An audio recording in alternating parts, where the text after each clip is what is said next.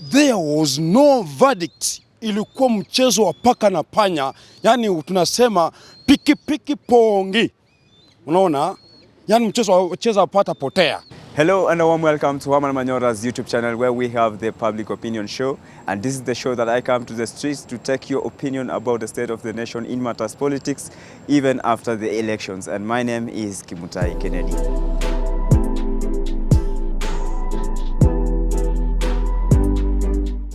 The Supreme Court upheld William Ruto's victory as the president-elect of Kenya. And from your own opinion, what do you make of this? All I want to say, first of all, my name is Vincent Otieno.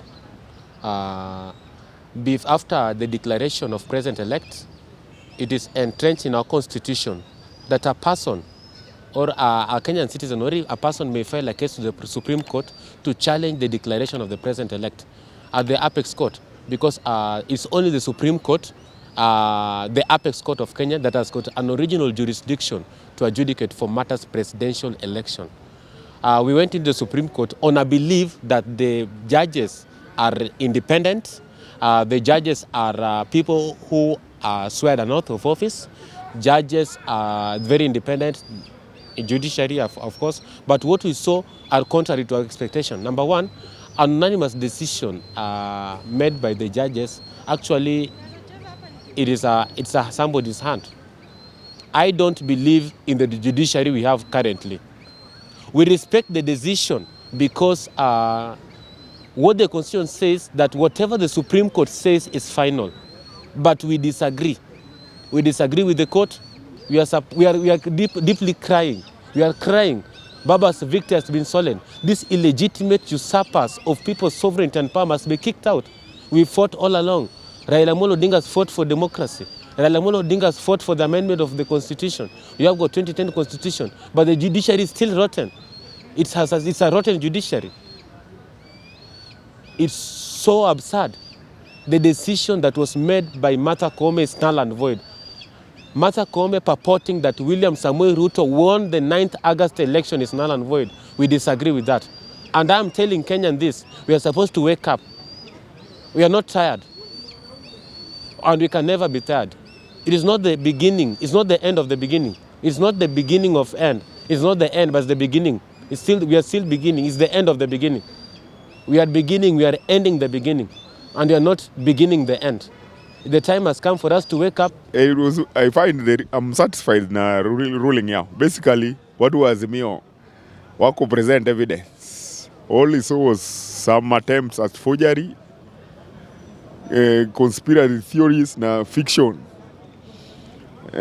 Lakini pande ya IBC na pande ya Kenya Kwanza was spot on in terms of facts na fee.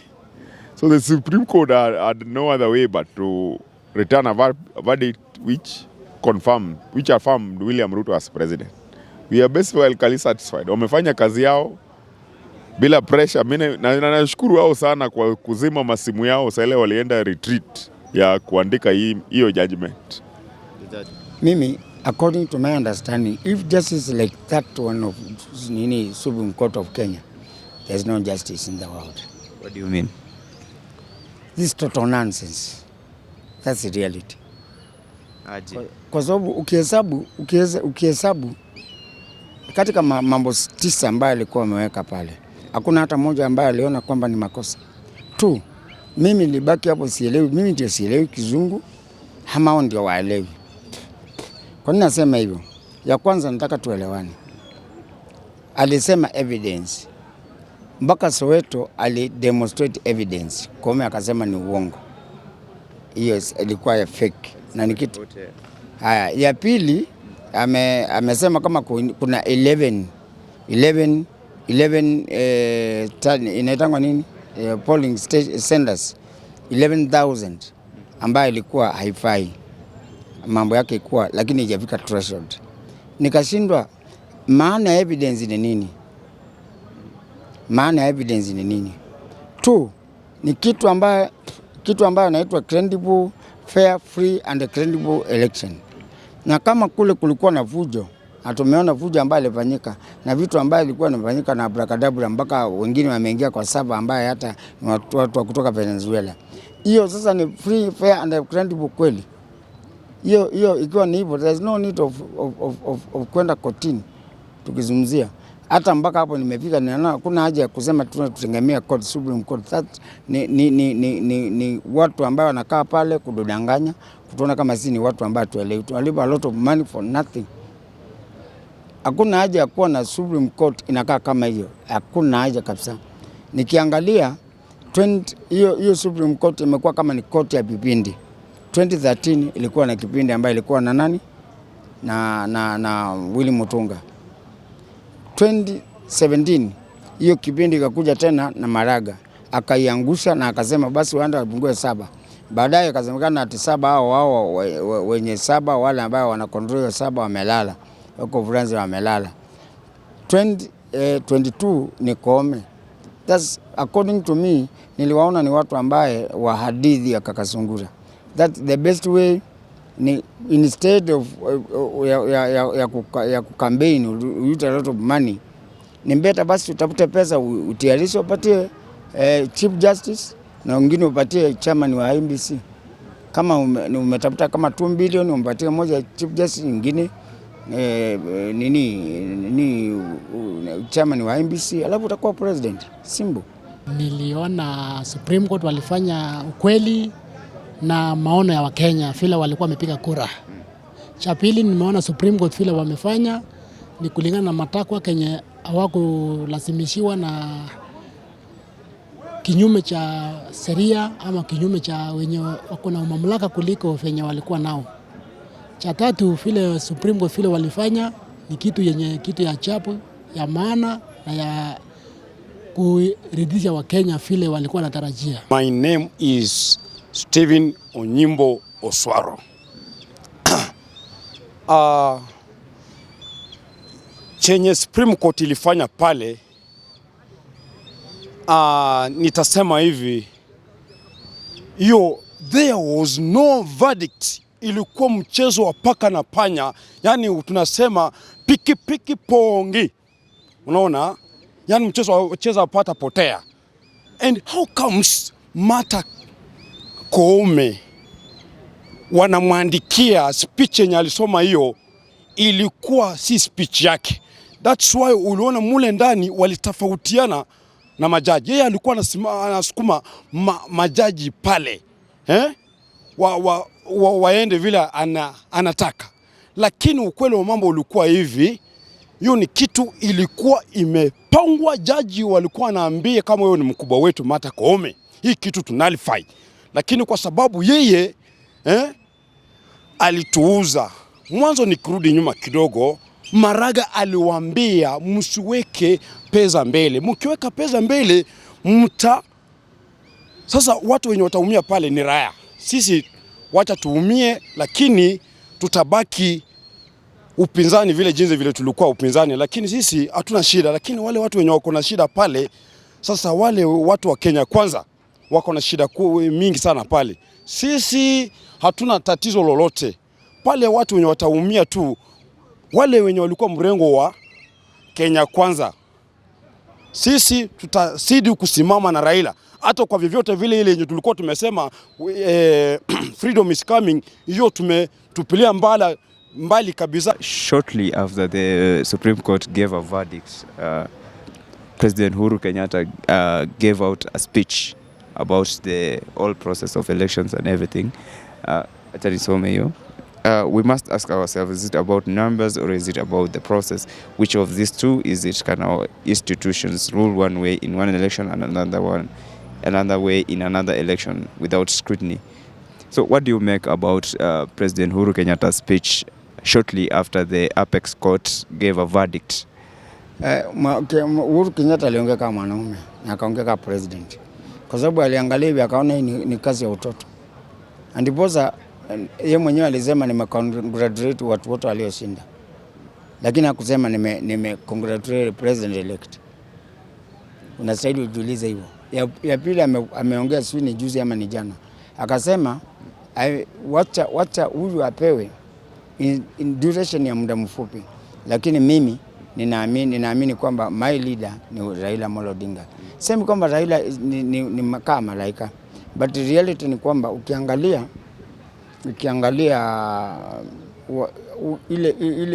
kile kipindi ambaye ilifanywa na Kenya Chepkati na uangalie ile vile ambaye kura zilikuwa zinaingia, unaona hiyo ni utoto wa hali ya juu, kiasi kwamba hata ni aibu sana hata nikienda mahali nyingine niseme mimi ni Mkenya, watu wanaona mimi ni bure. It's just ni kama tabeli tu.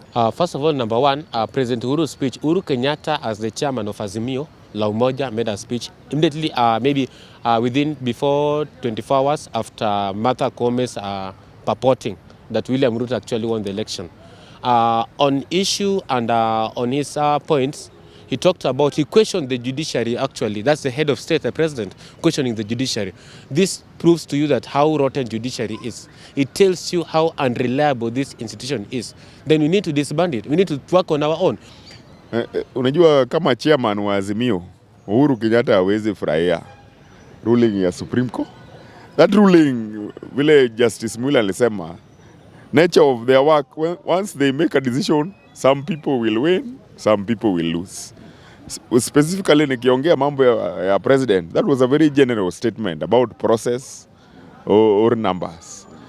Kesi inaamuliwa on the basis of evidence ile imefika kotini. Kama Azimio haikupeleka evidence, Uhuru Kenyatta sasa hii process ni generality ambayo anajifichia, lakini hata yeye anajua minus facts. The judges had no alternative. Supreme Court had no alternative either than to affirm the election of William Ruto na kupatia thumbs up IEBC for running the most transparent election.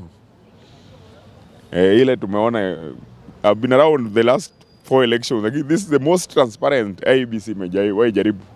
A very open process. Sasa hii ingine ni siasa Uhuru na kina Raila wanapi. Siasa ya waliopoteza. Mimi kwa maoni yangu mimi kama Patrick, President Uhuru Kenyatta hafai kuongea kwa sababu hii mesi yote yeye ndiye ameleta. Mesi gani? Hii maisha kusonga, unga kwenda juu, kila kitu kwenda juu, yeye ndiye ameleta wakiwa na Raila. Na Uhuru mahali amemesi mpaka Raila akachingia kwa hiyo mix ni yeye mwenyewe. Vitu zinaenda juu akiwa wawili tu, hakuna mtu mwenye anaongea. Tukiangalia pesa kama hii ya Kemsa, ilikuliwa, kuna mtu mwenye alijua ile pesa ilienda wapi, wakiwa tu wawili. So mimi kama mtu mwenye nilipigia Samuel William Ruto kura, niliona hao watu wawili walikuwa na utikiteta fulani.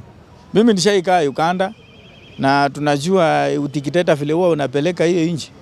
Sisi hatukuwa tunataka Kenya ielekee kama Uganda.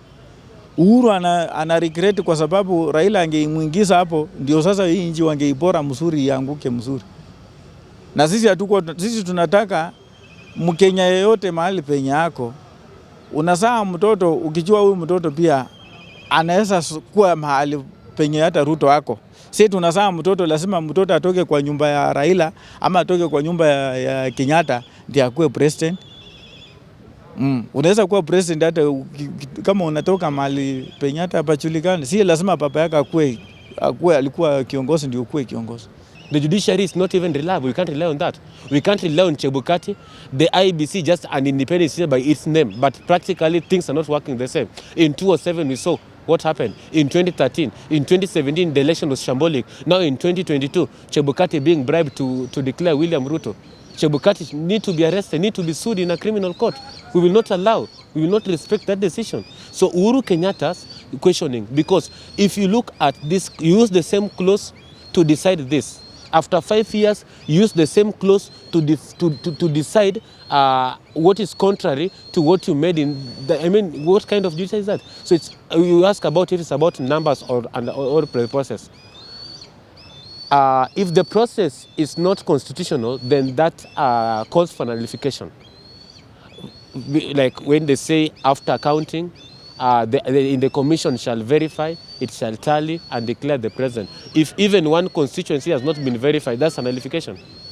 If 4 commissioners, in fact the judiciary or the so-called Chief Justice, Martha Koome, did not actually explain about the quorum.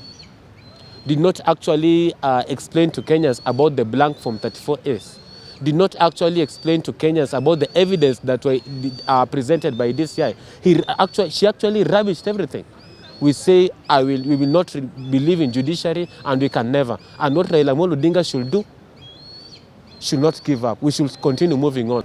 Vile niliona rais mwenye anaondoka akipea hotuba yake ya mwisho vile badala ya kushukuru mahakama na kutakia president mwenye anakucha heri, niliona ni kama hakuwa naamini kama vile koti anaweza toa kitu kama hicho.